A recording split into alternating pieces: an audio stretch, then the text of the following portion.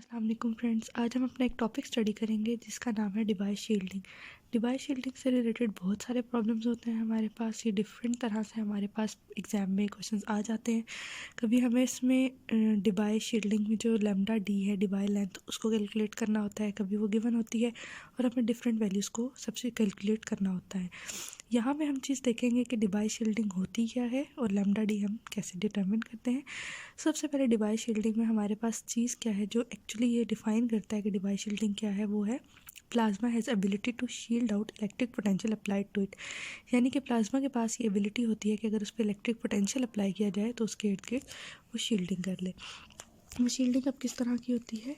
इस तरह से, जैसे हमारे पास ये शील्डिंग हुई हुई है, ठीक है। शील्डिंग में एग्जांपल हम इस तरह ले लेते हैं कि एक प्लाज्मा है, उसके अंदर हमने दो मेटल बॉल्स रखती हैं और उनके ऊपर कोई पोटेंशियल अप्लाई किया थ्रू बैटरी। अब क्या होगा कि हमारे प्लाज्मा में जो नेगेटिव हैं यानी कि इलेक्ट्रॉन्स हैं, वो हमारे इस बॉल पे जिस पे पॉजिटिव पोटेंशियल है उसके गिर्द आके शील्डिंग करेंगे और जो हमारे आयंस हैं वो नेगेटिव वाले की तरफ चले जाएंगे, ठीक है। और जो एज ऑफ द क्लाउड होता है वो कहाँ पे होता है? जहाँ पे हमारे पास पोटेंशियल एनर्जी जो है हमारी थर्मल एनर्जी के इक्वल होती है।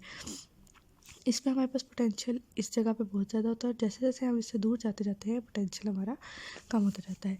और हम इसे एक गॉसियन पोटेंशियल ग्राफ के थ्रू रिप्रेजेंट करते हैं, ठीक है। अब हमारे पास इसमें कुछ और चीज़ें क्या हैं जो इम्पोर्टेंट है। उसमें ये है कि जो थिकनेस ऑफ सच जो क्लाउड है उसकी हम लोग निकालेंगे जो कि लैम्डा डी होती है। अब हमने यहाँ पे क्या कंसिडर करना है कि जो पोटेंशियल है phi on the plane x equals to 0 is held at a value phi naught, ठीक है। यानी कि जब हमारे पास यह डिस्टेंस 0 है, x इक्वल्स टू 0, तो यहाँ पे हमारे पास एक जो पोटेंशियल है वो फाई नॉट है। उसके अलावा यहाँ पे कुछ चीज़ें हैं, हमें फाई ऑफ x कंप्यूट करना है, यानी कि इस शील्ड की किसी भी लेंथ पे हमें पोटेंशियल निकालना है।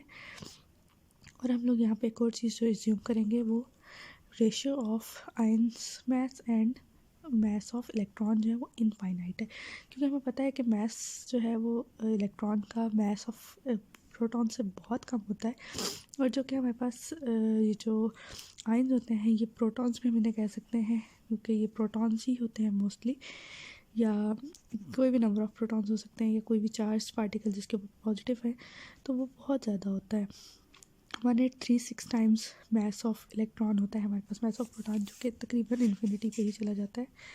अब हमने क्या करना है, यहाँ पे एक और चीज़ एज्यूम कर लेनी है। वो चीज़ क्या है हमारे पास कि मास ऑफ आयन जो है वो इतना ज़्यादा है मास ऑफ इलेक्ट्रॉन से कि हमारे पास आयंस जो है हम उनको ये कंसिडर कर लेंगे कि वो मूव नहीं कर सकते।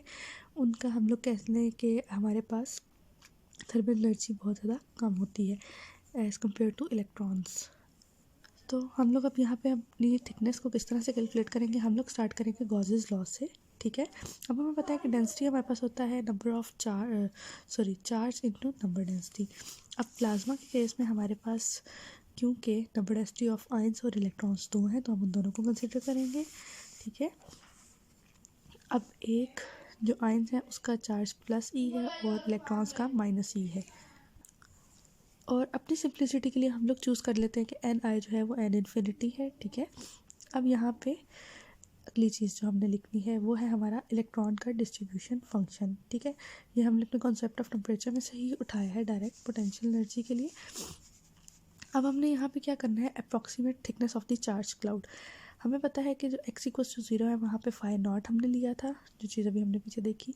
हमने फाई ऑफ x निकालना है और हमें पता है कि हमने जो जम्पशन किया कि वो जो मास ऑफ आयंस है वो बहुत ज़्यादा है, जिसकी वजह से हमारे पास आयंस स्टैटिक है एज़ कम्पेयर टू इलेक्ट्रॉन।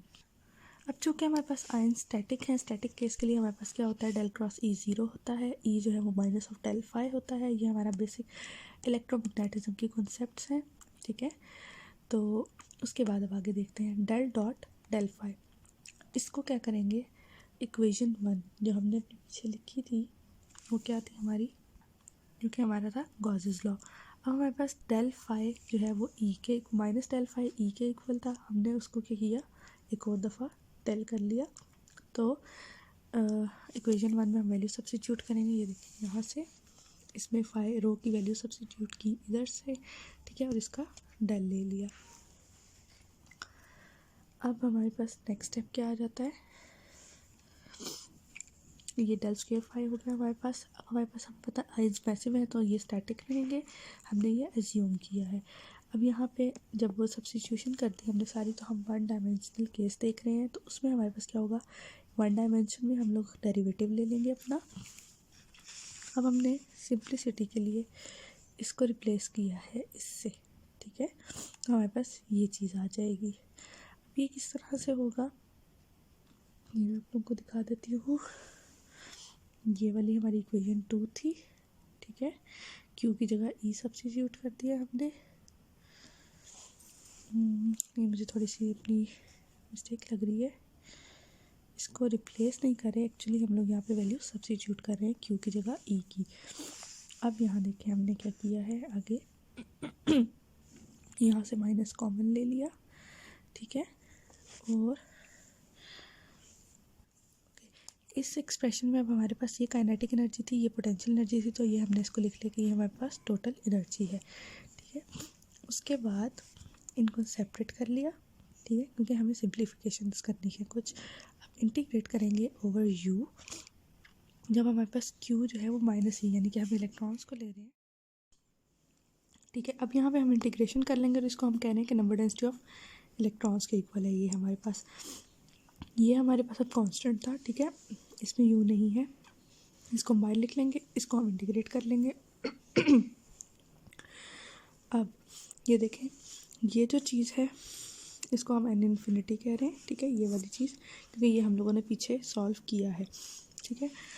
इसको अब सॉल्व करने के बाद अब एक और चीज़ देखें, हमारे पास क्या था, D square five by D square, ठीक है।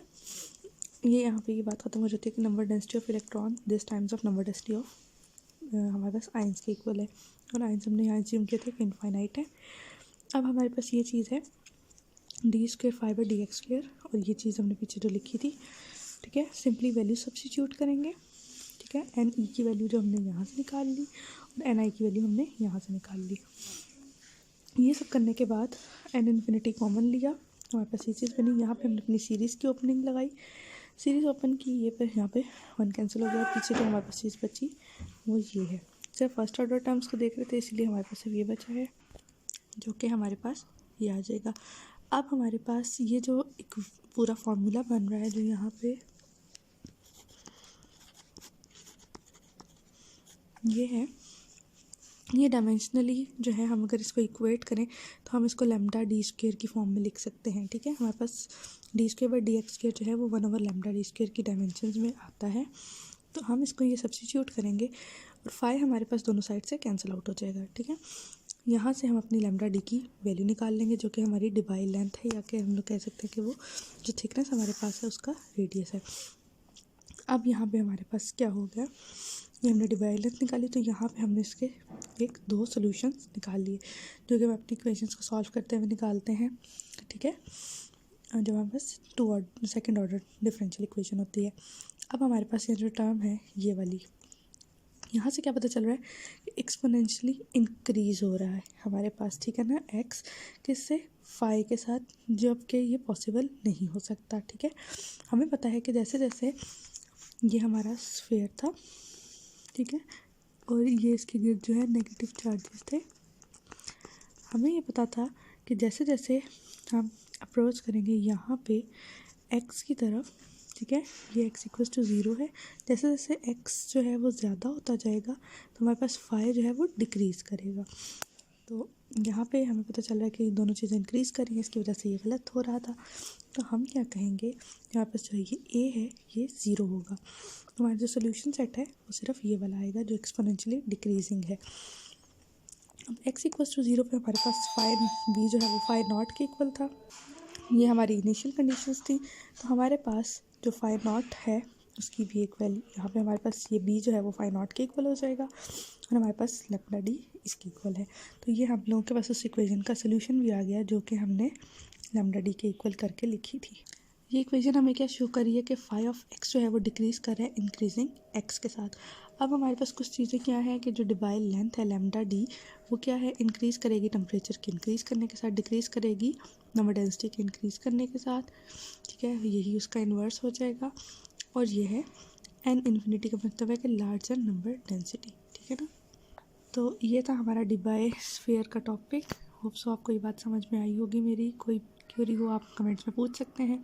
इंशाल्लाह मिलते हैं नेक्स्ट वीडियो में। अल्लाह हाफिज़।